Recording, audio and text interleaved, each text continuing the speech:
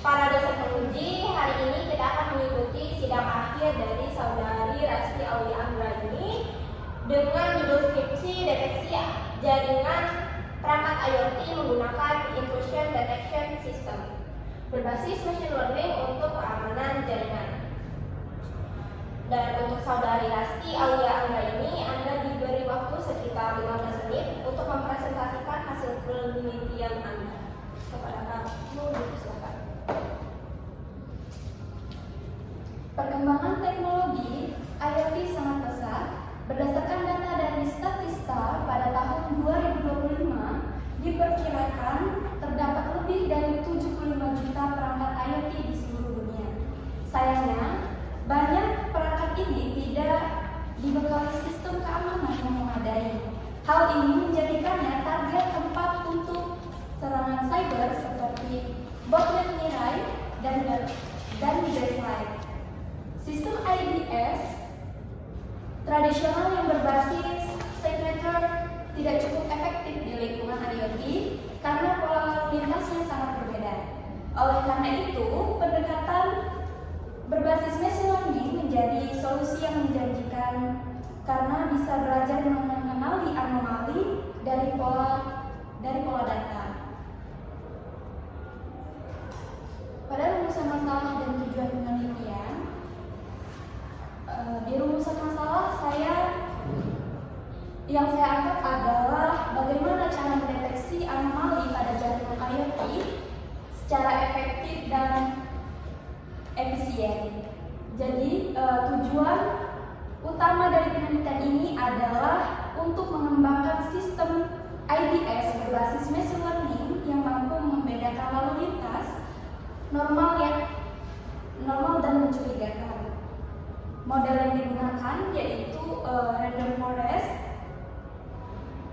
dan XGBoost, karena keduanya mampu menangani data yang kompleks dan memberikan hasil evaluasi yang baik. Selanjutnya untuk kerangka pemikiran, berikut adalah kerangka pemikiran dari penelitian saya, dimulai dari identifikasi ancaman pada jaringan IoT, kemudian menganalisis kelemahan IDS tradisional, dilanjutkan dengan pemilihan metode machine learning, dan diakhiri dengan evaluasi kinerja. Dan dataset yang digunakan adalah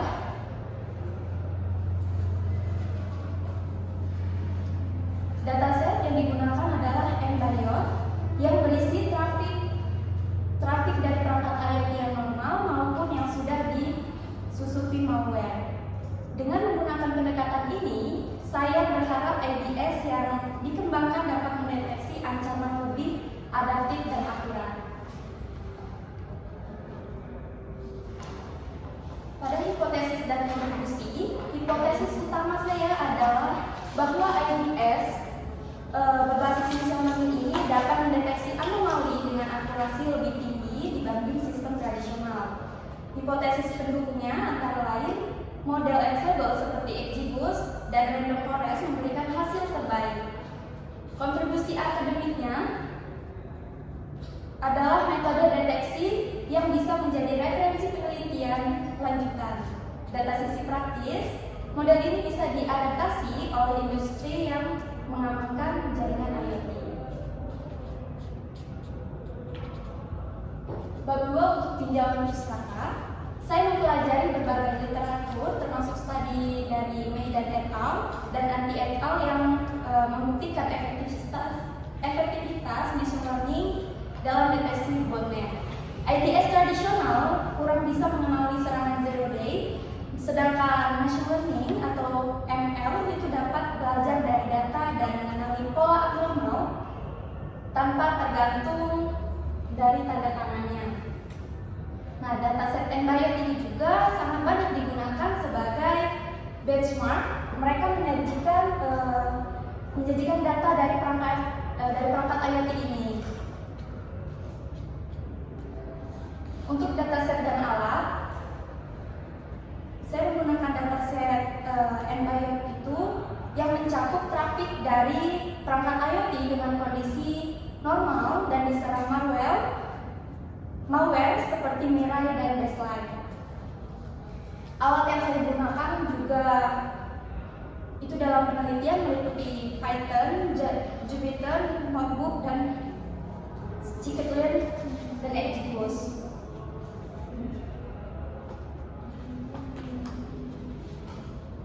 Metode penelitian ini dimulai dari pengumpulan dataset, lalu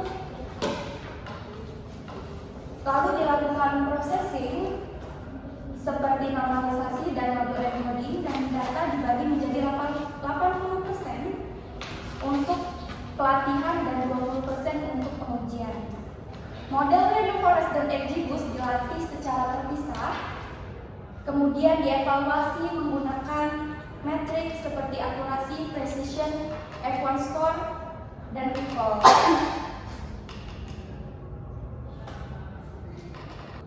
Untuk hasil pada bab 3 itu berdasarkan hasil pengujian dari kedua model itu memiliki akurasi lebih dari 95%, namun XGBoost itu memberikan hasil yang lebih stabil dan efisien dari sisi waktu komputasi.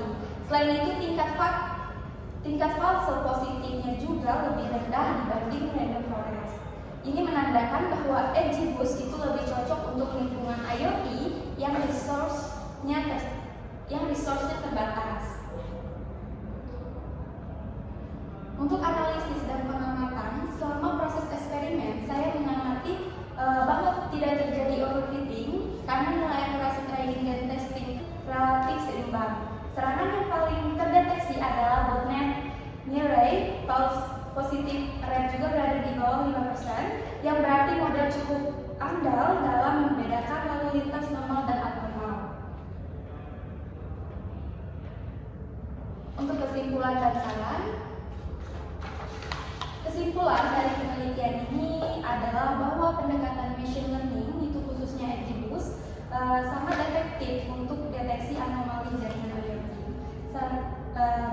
Pada saran saya juga penelitian yang saya lakukan itu harus dapat diuji di jaringan IoT nyata agar hasilnya lebih aplikatif. Terima kasih saudari Rasti atas penjelasan dan presentasinya. Selanjutnya kita akan memasuki sesi tanya jawab dan masukan dari tim penguji. Kepada penguji dipersilakan untuk memberikan pertanyaan dan masukan. Baik, saudari Rasti, tadi kan pada latar belakang itu kamu menyebutkan bahwa perangkat IoT memiliki keterbatasan sumber daya yang membuatnya itu rentan terhadap serangan.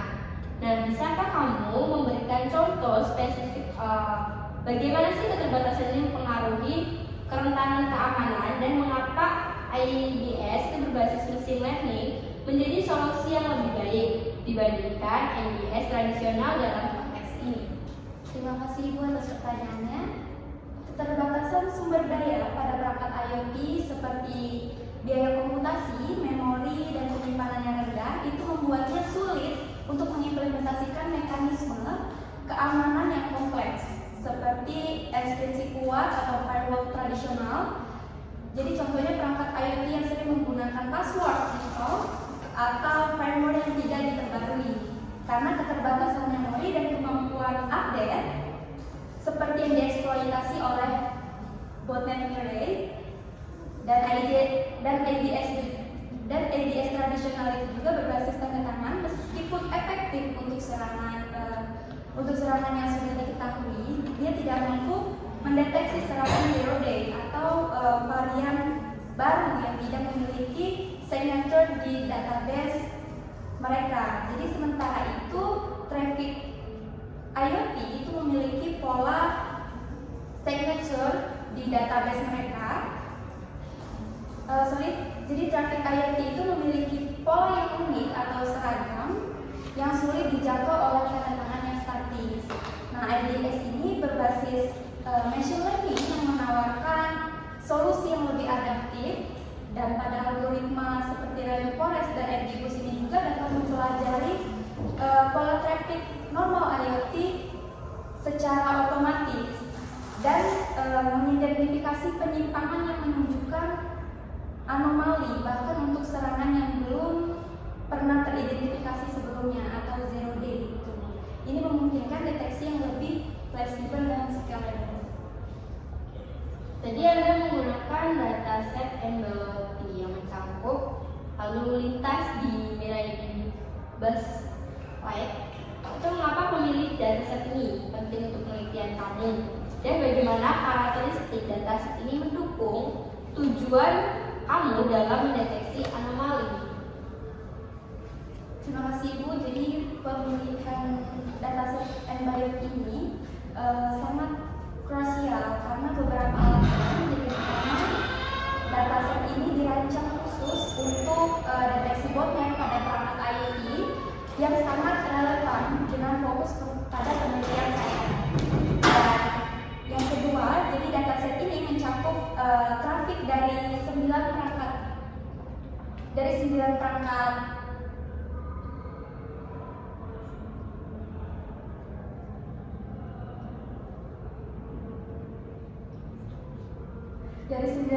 IoT komersial yang terinfeksi malware Mirai itu dan baseline serta traffic normal yang memungkinkan saya melatih dan menguji model dengan skenario di dunia nyata. Dan karakteristik ini sangat mendukung tujuan saya karena representasi dari serangan nyata itu adanya traffic, Mirai dan baseline memungkinkan model itu dapat mempelajari atau mengenali signature dari serangan botnet yang paling umum daripada IoT. Nah, pada data yang terlabel, jadi setiap sampel data itu diberi label atau lomba atau serangan itu yang sangat penting untuk melatih algoritma supervised learning seperti random forest dan XGBoost. Pada fitur statistik komprehensif juga dataset ini mencakup fitur-fitur yang diekstrak dari lalu lintas jaringan seperti ukuran paket atau angka kedatangan dan distribusi protokol. Jadi fitur-fitur ini sangat membantu model dalam mengidentifikasi anomali. Terus kamu tadi di dalam metodologi kamu tuh kamu menyebutkan random forest dengan XGBoost dan dimana dia sebagai algoritma yang kamu gunakan. Jadi apa sih alasan utama pemilihan kedua algoritma ini dibandingkan algoritma machine learning lainnya, dan apa keuntungan spesifik yang kamu harapkan dari pendekatan ensemble ini? Terima kasih Ibu. Jadi saya memilih random forest dan XGBoost itu karena keduanya merupakan algoritma ensemble yang dikenal memiliki performa yang sangat baik dalam masalah klasifikasi data yang kompleks seperti deteksi anomali jaringan. Jadi keuntungan spesifik dari kedua algoritma ini adalah di random forest algoritma ini membangun banyak pohon keputusan dan menggabungkan hasil prediksinya, dan kelebihannya juga adalah mampu untuk menangani overfitting dengan baik, tidak terlalu sensitif terhadap outlier, dan dapat menangani data dengan banyak fitur. Ini juga sangat cocok untuk dataset yang saya gunakan, dataset Envirot. Dan selanjutnya XGBoost ini adalah algoritma boosting yang sangat efisien dan efektif. XGBoost ini secara efektif, secara interaktif membangun pohon keputusan juga dan memperbaiki kesalahan dari pohon sebelumnya. Jadi keuntungannya ini termasuk kecepatan dari komputasi yang tinggi dan kemampuan menangani missing value dan performa yang superior dalam banyak kompetisi machine learning. Jadi dari pendekatan kedua ensemble ini, akurasi dapat ditemui akurasi deteksi yang lebih tinggi atau kombinasi beberapa model ini diharapkan dapat mengurangi bias dan varians atau menghasilkan akurasi yang lebih baik dibandingkan menggunakan single classifier. Jadi kestabilan untuk performanya, metode ensemble ini cenderung lebih stabil dan robust terhadap variasi data yang penting untuk mendeteksi berbagai jenis anomali. kemampuan deteksi dari Zero Day itu dengan mempelajari pola dan mengidentifikasi penyimpangan. Kedua algoritma ini dapat lebih efektif dalam mendeteksi ancaman yang belum diketahui. Oke, mungkin kepada penguji lain, apakah ada tambahan? Jika ada, dipersilakan untuk memberikan pertanyaan dan masukannya kepada saudari. Jadi saya ingin nanya ya, jadi kenapa kamu ini menggunakan dataset dan diode? Apakah ini tuh relevan dengan dunia nyata atau kondisi nyata? Terima kasih Ibu. Jadi dataset ini dikembangkan dari perangkat IoT real seperti kamera dan smart home yang sering digunakan. Meskipun datanya dikumpulkan N-Biot, jadi itu sudah banyak digunakan dalam penelitian akademik dan mencerminkan kondisi nyata dari serangan tersebut. Jadi kekurangannya utama dari penelitian ini apa? Kekurangan utama dari penelitian ini? Terima kasih Bu. Jadi dari kekurangan dari penelitian ini, karena penelitian ini dilakukan secara simulatif dan belum diuji langsung pada sistem IoT nyatanya. Selain itu jenis malware dalam dataset ini masih terbatas. Namun hal ini tidak mengurangi validitas pendekatan yang sedang digunakan. Jadi bagaimana model ini bisa diterapkan di dunia industri? Terima kasih Bu. Jadi model ini bisa dideploy pada edge device atau gateway sebagai IDS ringan. Industri bisa mengintegrasikannya ke dalam sistem monitoring mereka untuk mendeteksi pola anomali dari perangkat IoT secara real time. Oke, apakah dari penguji sudah cukup? Cukup. Jika sudah cukup, mungkin sidang akhir dari saudari Rasti Aulia Anggraini kita akhiri. Wassalamualaikum warahmatullahi wabarakatuh. Waalaikumsalam warahmatullahi wabarakatuh.